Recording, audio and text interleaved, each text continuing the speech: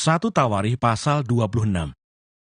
Para penunggu pintu dan para pejabat lain di antara orang Lewi. Tentang rombongan para penunggu pintu, dari orang Korah ialah Meselemia bin Kore dari keturunan Ebiasaf. Meselemia mempunyai anak-anak, yakni Zakaria anak sulung, Yediael anak yang kedua, Zebaja anak yang ketiga, Yadniel anak yang keempat, Elam anak yang kelima, Yohanan anak yang keenam, Elioenai anak yang ketujuh.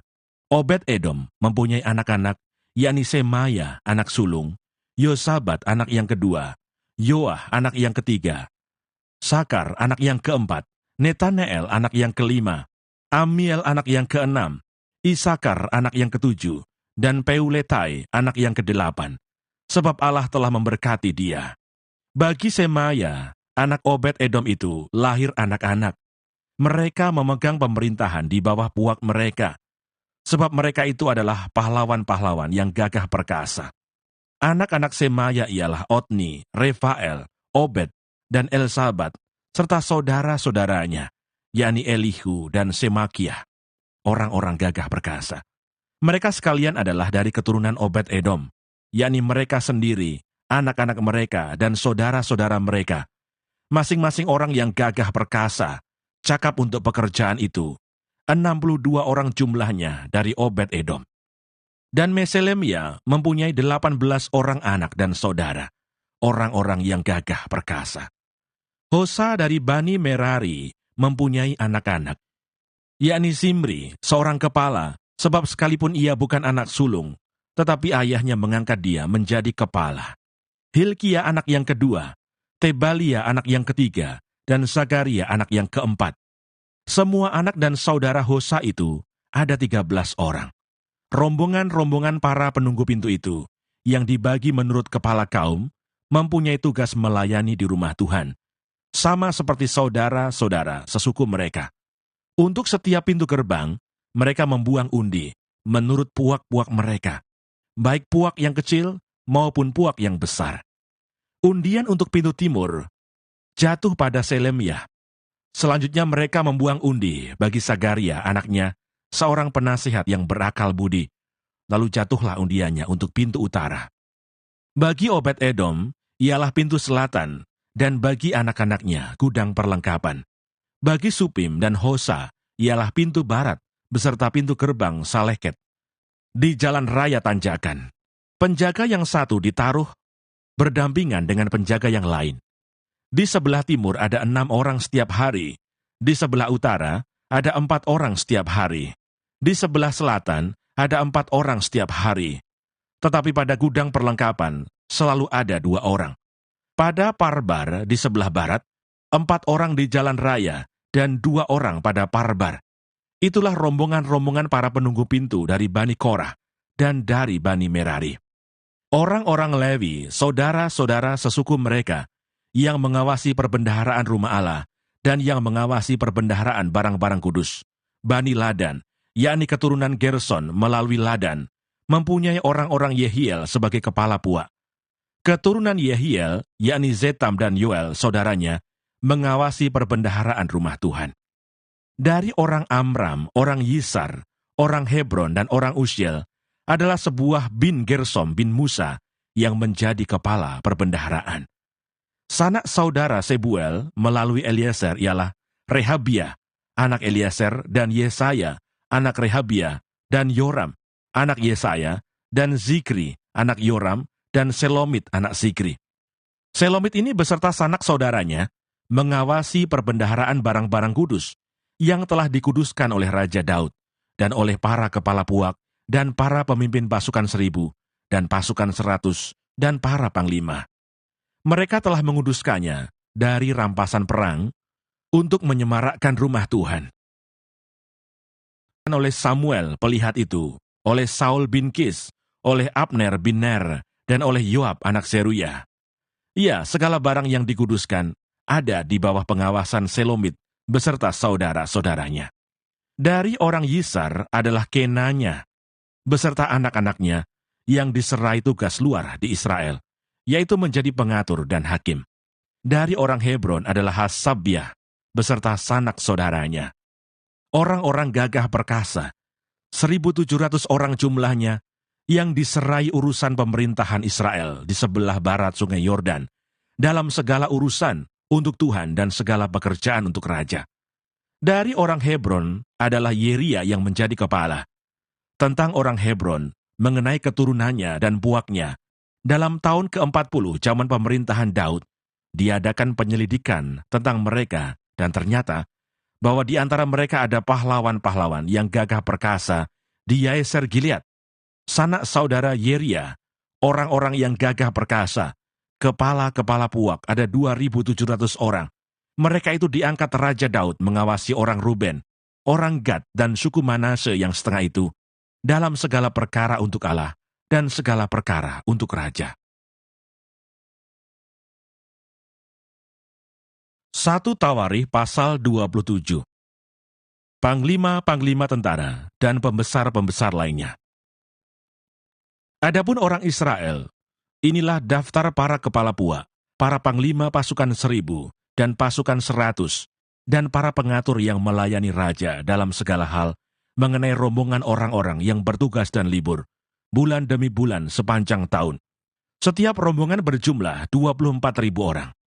Yang mengepalai rombongan pertama untuk bulan pertama ialah Yasobam bin Sabdiel, dan dalam rombongannya ada 24.000 orang. Ia dari Bani Peres, dan mengepalai semua panglima untuk bulan yang pertama. Yang mengepalai rombongan bulan yang kedua ialah Dodai, orang Ahohi. Sedang pemimpin rombongannya yang berjumlah 24.000 orang adalah Miklot. Panglima yang ketiga untuk bulan yang ketiga ialah Benaya, anak imam kepala Yoyada, dan dalam rombongannya ada 24.000 orang. Benaya ini adalah seorang dari ke-30 pahlawan dan mengepalai ke-30 orang itu. Tetapi yang memegang pimpinan rombongannya ialah Amizabad anaknya. Yang keempat untuk bulan yang keempat ialah Asael, saudara Yoab. Kemudian ia digantikan oleh Zebaja anaknya, dan dalam rombongannya ada 24.000 orang. Yang kelima untuk bulan yang kelima ialah Samhud, orang Yisrah, panglima itu. Dan dalam rombongannya ada 24.000 orang. Yang keenam untuk bulan yang keenam ialah Ira, anak Ikes, orang Tekoa. Dan dalam rombongannya ada 24.000 orang. Yang ketujuh untuk bulan yang ketujuh ialah Heles, orang Peloni, dari Bani Efraim, dan dalam rombongannya ada 24.000 orang. Yang kedelapan untuk bulan yang kedelapan ialah Sibkai, orang Husa, dari orang Zerah itu. Dan dalam rombongannya ada 24.000 orang. Yang kesembilan untuk bulan yang kesembilan ialah Abieser, orang Anatot itu, dari Bani Benyamin, dan dalam rombongannya ada 24.000 orang. Yang ke-10 untuk bulan yang ke-10 ialah Maharai, orang Netofa dari orang Zerah itu, dan dalam rombongannya ada 24.000 orang. Yang ke-11 untuk bulan yang ke-11 ialah Benaya, orang Piraton, dari Bani Efraim, dan dalam rombongannya ada 24.000 orang. Yang ke-12 untuk bulan yang ke-12 ialah Heldai, orang Netofa itu, keturunan Otniel, dan dalam rombongannya ada 24.000 orang. Yang mengepalai suku-suku Israel, untuk orang Ruben ialah Eliezer bin Zikri sebagai pemimpin. Untuk orang Simeon ialah Sefaca bin Maaka. Untuk suku Levi ialah Hasabia bin Kemuel. Untuk keturunan Harun ialah Zadok. Untuk suku Yehuda ialah Elihu, salah seorang saudara Daud. Untuk suku Isakar ialah Omri bin Mikael. Untuk suku Zebulon ialah Yismaya bin Obajah. Untuk suku Naftali ialah Yerimot bin Azriel. Untuk Bani Efraim ialah Hosea bin Azazia. Untuk setengah suku Manase ialah Yoel bin Pedaya. Untuk setengah suku Manase yang di Gilead ialah Yido bin Zakaria. Untuk suku Benyamin ialah Yaasiel bin Abner. Untuk suku Dan ialah Azareel bin Yeroham. Itulah para kepala suku-suku Israel. Daud tidak menghitung jumlah orang-orang yang berumur 20 tahun ke bawah. Sebab Tuhan telah menjanjikan untuk membuat orang Israel sebanyak bintang-bintang di langit. Memang Yoab anak Zeruya telah mulai menghitung, tetapi ia tidak menyelesaikannya. Sebab oleh karena hal itu orang Israel tertimpa murka. Dengan demikian, jumlah mereka tidak dibukukan dalam kitab sejarah Raja Daud. Yang mengawasi persediaan raja ialah Asmawet bin Adiel, dan yang mengawasi persediaan di luar kota, di kota-kota, di desa-desa, dan di dalam menara-menara lumbung, ialah Yonatan bin Usia. Yang mengawasi para pekerja di ladang yang harus mengusahakan tanah ialah Esri bin Kelub. Yang mengawasi kebun-kebun anggur ialah Simai orang Rama. Yang mengawasi hasil kebun anggur untuk persediaan anggur ialah Zabdi, orang Sifmi. Yang mengawasi pohon-pohon zaitun dan pohon-pohon ara di daerah bukit ialah Baal Hanan, orang Gederi. Yang mengawasi persediaan minyak ialah Yoas. Yang mengawasi lembu sapi yang digembalakan di tanah Saron ialah Sitrai, orang Saron. Yang mengawasi lembu sapi di lembah-lembah ialah Safat bin Adelai. Yang mengawasi unta-unta ialah Obil, orang Ismail. Yang mengawasi keledai-keledai betina ialah Yehdeya, orang Mironot. Yang mengawasi kambing domba ialah Yasis, orang Hagri. Mereka ini sekalian ialah para pengawas harta milik Raja Daud. Yonatan, saudara ayah Daud, adalah penasihat. Dia seorang cerdas dan ahli kitab. Yehiel bin Hachmoni membantu anak-anak raja. Ahitofel adalah penasihat raja. Husai, orang Arki, adalah sahabat raja. Yang menggantikan Ahitofel kemudian ialah Yoyada bin Benaya dan Abiatar. Panglima raja ialah Yoab. 1 Tawarikh pasal 28. Pesan terakhir dari Daud kepada Salomo mengenai pembangunan bait suci. Daud mengumpulkan di Yerusalem segala pembesar Israel, yakni para kepala suku, para pemimpin rombongan orang-orang yang melayani raja, para kepala pasukan 1000 dan kepala pasukan 100, serta para kepala harta benda dan ternak kepunyaan raja dan anak-anaknya. Bersama-sama mereka juga para pegawai istana dan para perwira dan semua pahlawan yang gagah perkasa. Lalu berdirilah Raja Daud dan berkata, "Dengarlah, hai saudara-saudaraku dan bangsaku, aku bermaksud hendak mendirikan rumah perhentian untuk tabut perjanjian Tuhan dan untuk tumpuan kaki Allah kita.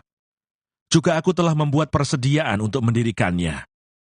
Tetapi Allah telah berfirman kepadaku, engkau tidak akan mendirikan rumah bagi namaku, sebab engkau ini seorang prajurit dan telah menumpahkan darah.